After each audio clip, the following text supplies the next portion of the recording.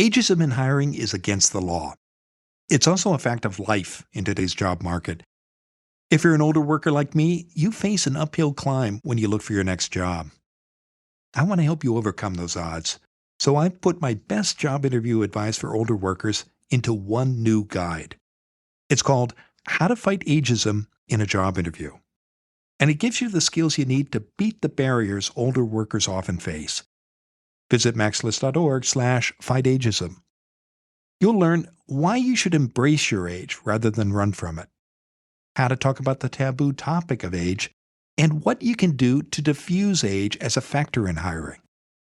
Get your free copy of How to Fight Ageism in a Job Interview today. Visit maxlist.org/fightageism. Be prepared before you walk into the interview room. Go to maxlist.org/fightageism.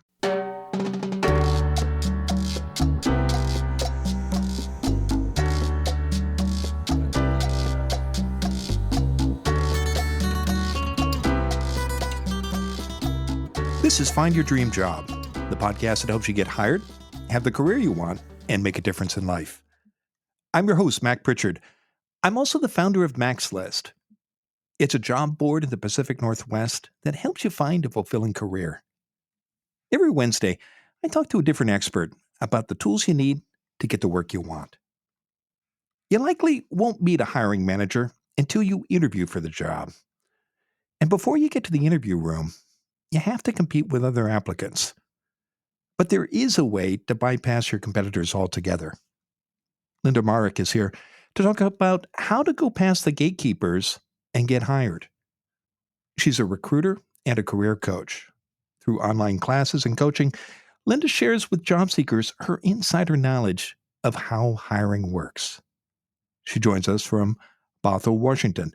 Well, Linda, let's jump right into it. We're talking about why you need to go past gatekeepers in a job search. Who are the gatekeepers exactly? So the gatekeepers are anyone who is basically not involved in the hiring process. So the person who's going to be making the decision is usually the hiring manager, the manager of the team, somebody who would be your direct manager or supervisor. There's a lot of voices that are included in that, team members, other departments that might be interacting with someone, but the people who are receiving resumes or trying to filter things out, there are hundreds of resumes that companies get for each job, if not thousands. And the hiring manager does not have time to go through all of those. And so they typically rely on an applicant tracking system or an ATS to sort those resumes. And that is a computer. And it's just going to be based on keywords. They're getting more intuitive, so they're a little bit better at discerning job gaps or companies you've worked for or titles you've held, but it's still just a computer. And so you're going to get ranked. And if you're not in the top 5 or 10%, you're not even going to be seen by the hiring manager. So the ways to kind of get around that are actually talking to a person, talking to somebody who might be involved directly in the hiring process, the hiring manager themselves, someone at the company who can personally vouch for you. Okay, well, let's talk more about that in a moment. And let's, with these gatekeepers, Linda, so there's an applicant tracking system. The common acronym is ATS, and there are people who are staffing those systems that stand between you and the decision maker. If you go around the tracking systems and the people who support them, is that going to jeopardize your candidacy? Are you just going to be rejected out of hand? If you do this in a polite and professional manner, it should not interfere with you being hired. Everyone is happy when the hiring manager is happy with their hire. And so the recruiters, the HR personnel, they typically have many other jobs they're looking to fill. And if they can find a person, then fantastic, wonderful. That's one less thing on their plate. So you want to go around these systems and the people who staff them. You want to get in front of hiring managers. Tell me more about that. Who exactly are you trying to connect with when you say a decision maker? Who is this person? So the decision maker is typically the hiring manager or someone who has influence in that decision. If you interact with someone who is perhaps on the team that you're looking to be hired into, and that person feels that you would be a good addition to the team, then that person can be your advocate from the inside. That person can also give you inside information about what they're looking for, information that's not typically shared with candidates. But if you can form some sort of an alliance on the inside, then that's going to give you information that helps you during the interview process. So any information that you can gather, any human connection that you can make, that's definitely going to be to your advantage. So, how do you find these people, Linda? Where, how can you be sure you're reaching out to the right people, whether it's the decision maker or other contacts, or other people rather inside the organization? Well, it's a little bit of a research game. There, I am a tremendous advocate for the LinkedIn platform. LinkedIn is the premier professional networking site, and I find that um, people do keep their information somewhat up to date on LinkedIn, and so you can go into the company pages, go into the search forms, and you can look for people who do what you do or do what you're wanting to do and look inside that company, and you can find people who are either there or you can find people who used to be there. And those people are going to have very valuable knowledge. And so if you can connect with them in a professional way, be mindful of their time, then you're going to increase your chances of potentially getting someone to be able to give you that information, give you that research that you're looking for. So, I can think of two likely scenarios that a listener might be considering right now. One is the person has spotted a job on a company website or job board, and they want to apply for that specific position. Another is a company or other organization might be a target employer. Walk us through, Linda, what you do if you see a job, you want to apply, and you want to get past the gatekeepers. How do you find the hiring manager for that particular position? And then let's talk about the other scenario afterwards. Okay. So, depending upon the size of the company, it could be quite difficult. If you're looking to get hired into a company size, say like Amazon or Google, then you're dealing with a company structure of hundreds of thousands of people. And so it's going to be a little bit more difficult to narrow that down. But if you interact with people, so one of the ways that you can do that is that they're going to give you a job title. So you go to that company on LinkedIn and you look for that job title, and you're going to find people who do that work. And someone who's done that work for a significant number of years possibly has been promoted and or possibly has influence of the likelihood of them doing that job well and being a respected voice in the company is going to be stronger. And so connecting with those people on LinkedIn is a fantastic way to do that. You can also see if you know somebody, if you're already connected to somebody that knows that person. And so these are different ways that you can politely reach out. And I keep using that word politely because remembering that people are very busy. And it's very difficult to get someone's attention to be able to give them for them to give you that information that you're seeking. And so the more that you can reach out, the more contacts that you can have, the better the chance that you can find someone who will take 5 minutes of their time to review your resume or to give you that bit of inside information about what a successful candidate would look like or would be able to say, be able to offer. And at the end of the day, hiring is a human process. And so being able to get past the computers is the goal. So, you go on LinkedIn, you find people who've done the position that you want, that you've seen advertised at this organization. You reach out to them and ask for time, either perhaps a Zoom call or you communicate through email or LinkedIn messaging. And you're asking for insights about the work and the company. What do you do with that information, Linda? Well, there's one trick that I give the people that I work with is that reaching out with a short professional message. Most people are open to networking professionally with someone on LinkedIn. They typically will accept a request. And then if there's an open job for a position, asking that person, knowing that most companies do have a referral bonus for employees if they refer somebody in to get the job, saying that, something, a message along the lines of, "Hi, I saw that there's an open role and I would love to be able to utilize you as a referral and hope that you get the referral bonus." So then that actually kind of gives a little bit of a financial incentive, and that person might be able to, you only get the hiring bonus if that person gets hired. And so I'd love to know like what you think of my resume.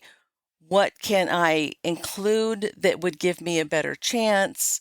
Do you know the hiring team? That sort of a thing. Because that gives that person a financial incentive.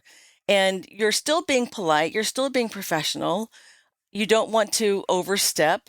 You don't want to be bombarding somebody with messages, but it just kind of gives that little bit of an extra edge.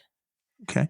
Let's pause there and take a break. And when we come back, I want to talk more about how you get in front of the decision maker herself or himself who's actually going to be looking at resumes for the position that you want to apply for. So stay with us. When we return, Linda Marak will continue to share her advice on how to go past the gatekeepers and get hired.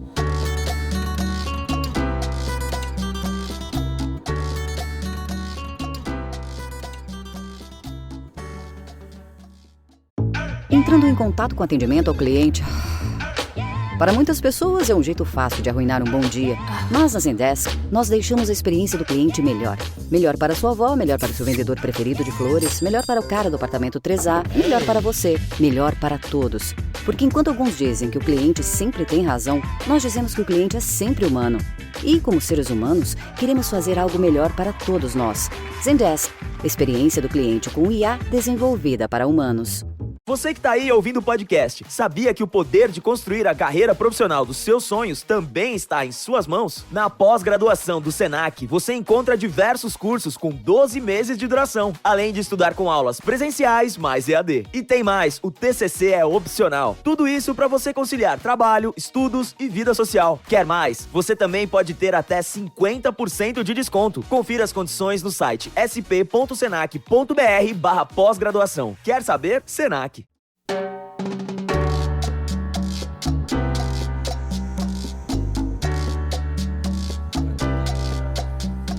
We're back in the Maxwell studio. I'm talking with Linda Marak. She's a recruiter and a career coach. Through online classes and coaching, Linda shares with job seekers her insider knowledge of how hiring works. She joins us from Bothell, Washington. Now, Linda, before the break, we were talking about how to go past the gatekeepers and get hired. And we were walking through the scenario of you see a job on a company page and you want to apply for that position and you want to get past the gatekeepers rather. And you walked us through the steps you can take to reach out to people inside the organization to get insights into what a job might require, to find out about company referral bonuses and connect with people who might make a referral and get rewarded financially for doing that. Let's talk more about the decision maker himself or herself. There's somebody who is going to get a stack of resumes that came through an applicant tracking system and typically is brought to them by HR. You want your application to be in front of that person too, and you want to go around the gatekeeper to do that. How do you make that happen, Linda? Well, there's a couple of different ways. You could actually be, very targeted. You could be looking in a smaller company and you actually can make a connection directly with the hiring manager themselves. And that would be fantastic. However, you want to make sure that every conversation you have, you're thinking, okay, this is actually part of an interview. This person is using the information I'm sharing with them to make their decision. If you're reaching out to a team member or to somebody else in the company, that person might be able to give you information that is of importance to the hiring manager. And so whenever you're reaching out to a person, you're wanting to understand, what is this person looking to hear from me to support that I'm going to be a good person to work with? And so these are the questions that you need to be asking yourself. Tell us about those questions. You found the person who's going to make the hiring decision. You're reaching out to them. What are you asking for, Linda? And what kind of questions are going to help you get insights into their needs? Well, every question is geared towards helping that person to make the decision, to be comfortable with saying, this is the person who I feel can do the job well and won't be horrible to work with. And I know that sounds odd, but almost every hiring manager has made a bad hire. And so when that happens, it's very difficult to get that person off of the team. It's difficult to get that person out of the company. And so they become a little bit decision shy. And so they're trying to find different ways, different tests, different questions that they can ask to ensure that you're going to be a good hire. And so understanding what that person is looking for is important. And so because that hiring manager is a person, they may have different biases. They may have different favorabilities from different companies people have come from the education you've had, from the different things that you do in your off time. And so when you speak to somebody else, you can ask those kinds of questions. Does this hiring manager have a preference for the people on their teams? And I know that it sounds like a hiring bias, and in some instances it definitely is, but you having that information before you go to them is important.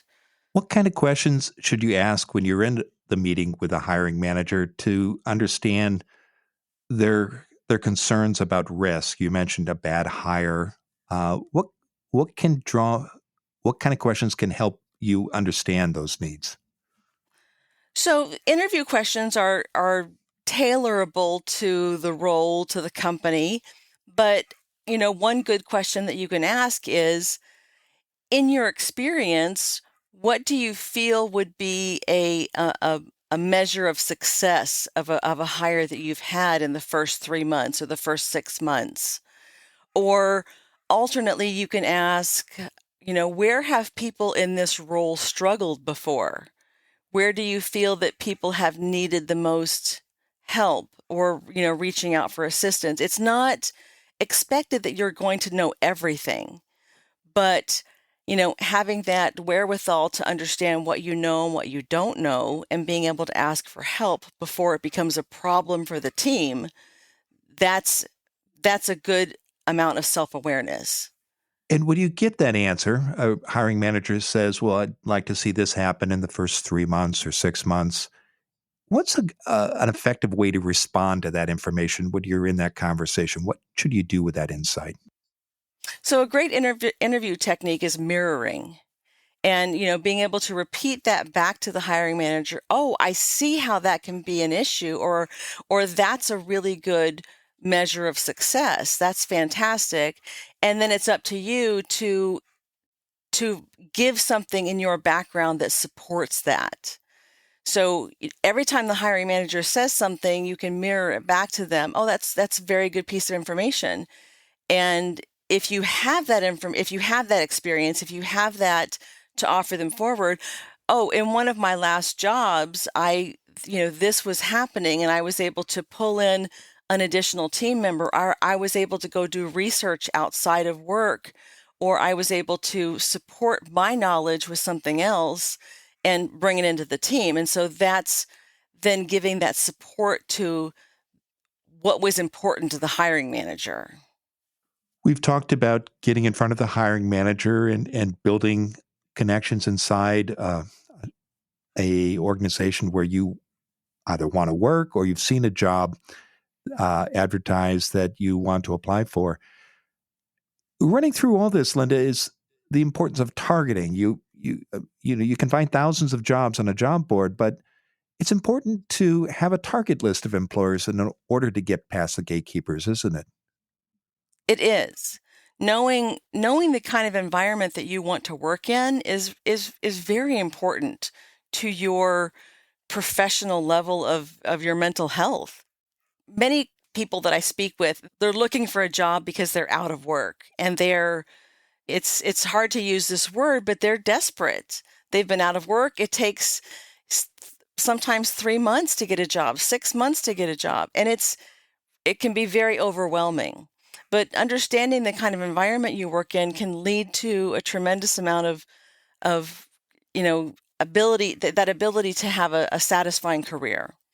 And so when you're doing this work, doing the research, doing the reach out, look at job sites like Glassdoor. Glassdoor gives a lot of good information about people who have interviewed with the company.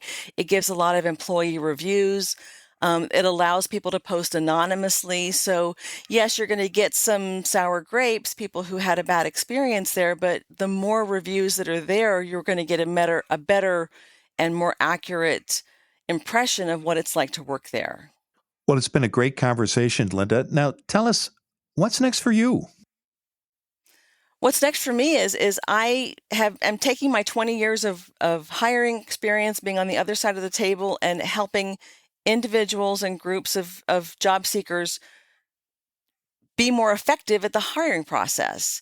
It's so overwhelming. It's so daunting that I want people to understand that they have more influence than they think that they have. So I'm going to be having some more workshops coming up. I'm going to be doing some free webinars just to give people some tips and tricks. And then if I am available, if people need help, if people need one-on-one help, I am available. Well, I know listeners can learn more about you and your services by visiting your website, candidatewhisperer.com, and that you also invite listeners to connect with you on LinkedIn. And as always, when they do reach out to you there, I hope you'll mention that you heard Linda on Find Your Dream Job. Now, Linda, given all the great advice you've shared today, what's the one thing you want a listener to remember about how to go past the gatekeepers and get hired? That hiring is a human process. It is not about the numbers. It's not about how many applications you submit. It's about connecting with the person. So understanding what you have to offer and the value of that and how it's valuable to the person you're speaking to, that's going to be able to create that connection and to get you hired.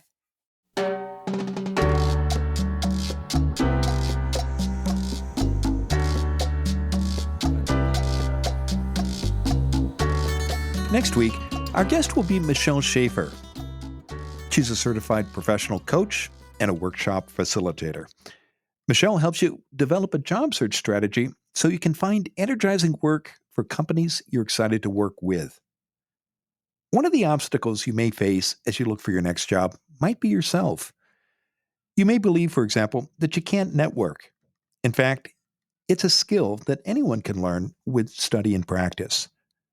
Join us next Wednesday when Michelle Schaefer and I talk about how to reframe your limiting beliefs in your job search. Until next time, thanks for letting us help you find your dream job. This show is produced by Max List. Susan Thornton Hoff schedules our guests and writes our newsletter. Lisa Kislenberry Anderson manages our social media.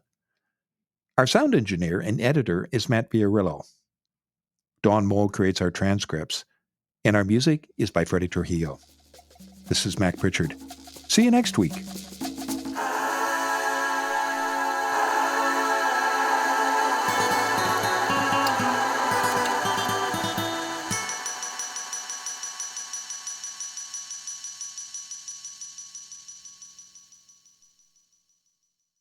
Ageism in hiring is against the law. It's also a fact of life in today's job market. If you're an older worker like me, you face an uphill climb when you look for your next job. I want to help you overcome those odds. So I've put my best job interview advice for older workers into one new guide.